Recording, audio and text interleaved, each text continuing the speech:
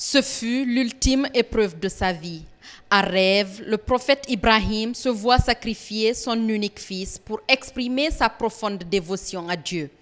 Un fils unique qu'il avait eu après des années de prière. Il parla de son songe à son fils. Avec l'accord de ce dernier, il l'amena à l'endroit indiqué, l'allongea face contre terre. Juste au moment où il allait passer à l'acte, son fils Ismaël fut miraculeusement remplacé par un mouton. Vous savez, Allah subhanahu wa ta'ala a éprouvé le prophète Abraham d'une épreuve que personne dans le monde n'a eu ce genre d'épreuve. Il a vu en songe qu'il était en train d'égorger son fils Ismaël. Donc vous savez, quand les prophètes voient quelque chose dans leur sommeil, c'est une révélation. Donc il a voulu tester son fils en demandant son approbation. Il a dit: oh mon fils, je me suis vu en songe que j'étais en train de t'égorger.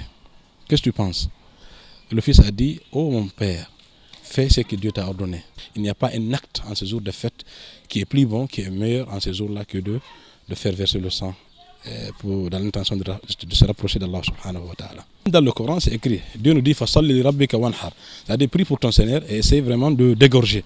Donc, quand vous le faites, c'est bon. Mais il y a c'est pour cela les Hanafites ils disent que c'est une obligation. Mais la plupart des savants, l'unanimité des ulémas disent que c'est un acte surrogatoire. Il y a des hadiths qui le prouvent.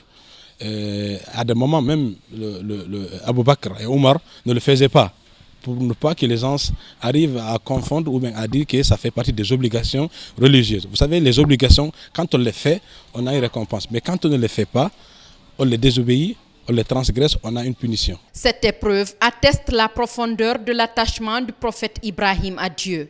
Si le sacrifice animal garde aujourd'hui toute sa pertinence, et si le partage et le don de la viande perpétuent l'hospitalité sacrée d'Ibrahim, il importe de ne pas perdre de vue le sens premier du sacrifice, la purification intérieure. La fête d'Eid al-Kabir, c'est-à-dire la grande fête, signifie que le musulman, pour celui qui en a les moyens, les possibilités, la capacité financière d'immoler, que ce soit un chameau, ou bien un bœuf, ou bien que ce soit un bélier, pour l'intention de se rapprocher d'Allah subhanahu wa ta'ala. Car cette fête, il n'y a pas un acte aussi qui est plus salutaire, aimé par Allah subhanahu wa ta'ala, que de faire sortir le sang. Faire sortir le sang, c'est dans le sens de se rapprocher de Dieu, Allah subhanahu wa ta'ala, pour essayer d'imiter notre prophète Abraham. En mémoire de ce sacrifice, les musulmans qui ont les moyens immolent un mouton le jour de la fête de l'Aïd el-Adha.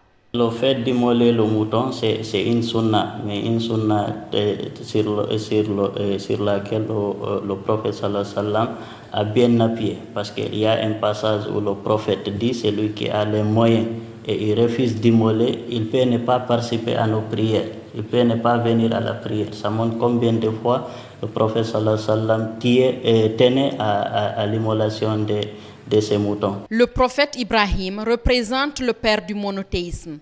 Le symbole du sacrifice se retrouve dans les 3 religions du livre, évoquant ainsi le souvenir de leur appartenance commune à ce Père unique. Du fait de cette offrande du Fils, Dieu bénit toute la descendance d'Ibrahim avec de multiples prophètes issus de sa lignée.